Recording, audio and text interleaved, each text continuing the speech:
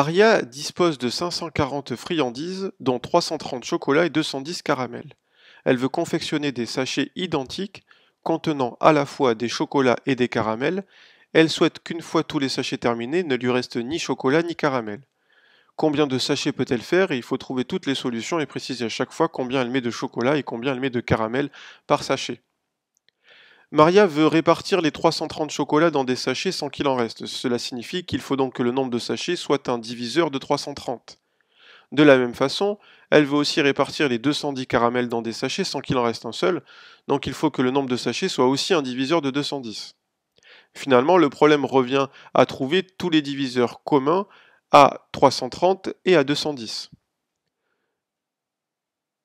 Pour cela, voyons une première méthode qu'on va qualifier de tâtonnement méthodique. Maria pourrait faire un seul sachet, mais ce n'est pas vraiment l'esprit de l'énoncé. Elle peut faire au minimum 2 sachets de 165 chocolats et 105 caramels. En effet, 330 est égal à 2 fois 165 et 210 égale 2 fois 105.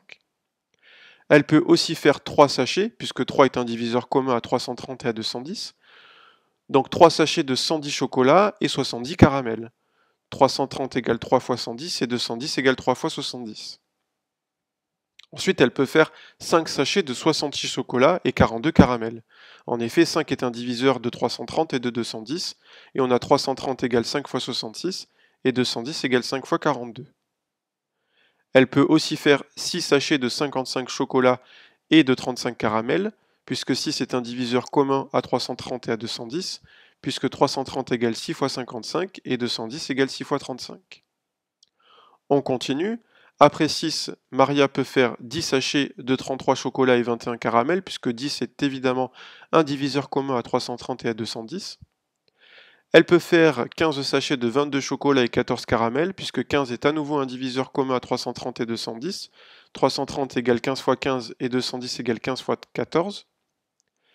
Elle peut faire 30 sachets de 11 chocolats et de 7 caramels, puisque 30 est un diviseur commun à 330 et 210.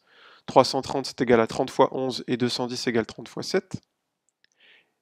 Et on a bien la liste de tous les paquets possibles que Maria peut réaliser, avec le contenu de chacun des sachets.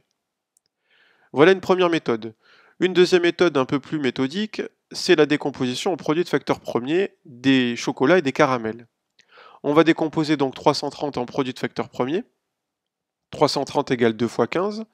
On continue le procédé en divisant à chaque fois par un nombre premier. Donc on reprend ici la valeur 115 et on regarde 115 c'est divisible par 2. Non, c'est divisible par 3, puisque 3 est le nombre premier qui suit 2. 115 égale 3 fois 55, on continue avec 55. 55 est divisible par 5, c'est 5 fois 11, et 11 est un nombre premier, c'est égal à 11 fois 1. Cela signifie que la décomposition en produit de facteurs premiers de 330, c'est tout simplement 2 fois 3 fois 5 fois 11.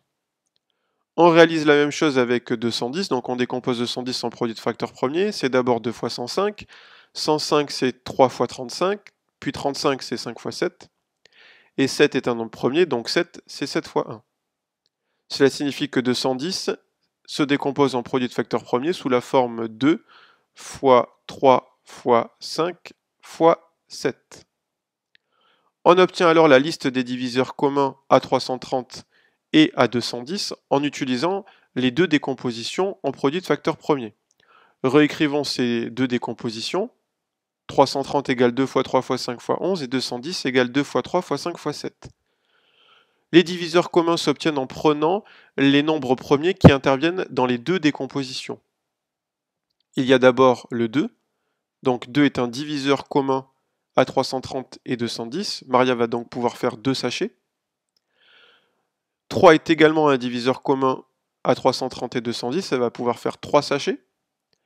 Ensuite, 5 est un diviseur commun à 330 et 210, elle peut faire 5 sachets. Puis les combinaisons, 2 fois 3, 6 est un diviseur commun à 330 et 210. 2 et 5, donc 2 fois 5, 10 est un diviseur commun à 330 et 210, donc Maria va pouvoir faire 10 sachets. 3 et 5, donc 3 fois 5 égale 15, sont des diviseurs communs à 330 et 210. Et enfin, 2 fois 3 fois 5 est un diviseur commun à 330 et 210, et c'est le plus grand. Donc on a ici la liste de tous les diviseurs communs à 330 et 210. Il suffit ensuite de diviser 330 et 210 par chacun des diviseurs suivants pour avoir la composition de chacun des sachets en chocolat et en caramel. Voyons notre troisième méthode que l'on va qualifier d'observation et de déduction. On observe d'abord que 330 et 210 sont des multiples de 30. En effet, 330 égale 30 fois 11 et 210 égale 30 fois 7. On cherche ensuite tous les diviseurs de 30. Bon, les diviseurs de 30, c'est facile. 30 c'est 2 fois 15, c'est 3 fois 10, c'est 5 fois 6 et c'est 1 fois 30. On obtient donc à nouveau toutes les possibilités de sachets, à savoir 2, 3, 5, 6, 10, 15 et 30. Et comme tout à l'heure pour la méthode 2, il suffit alors de diviser 330 et 210 par chacun de ces nombres-là pour avoir la composition de chaque sachet en nombre de chocolat et en nombre de caramel.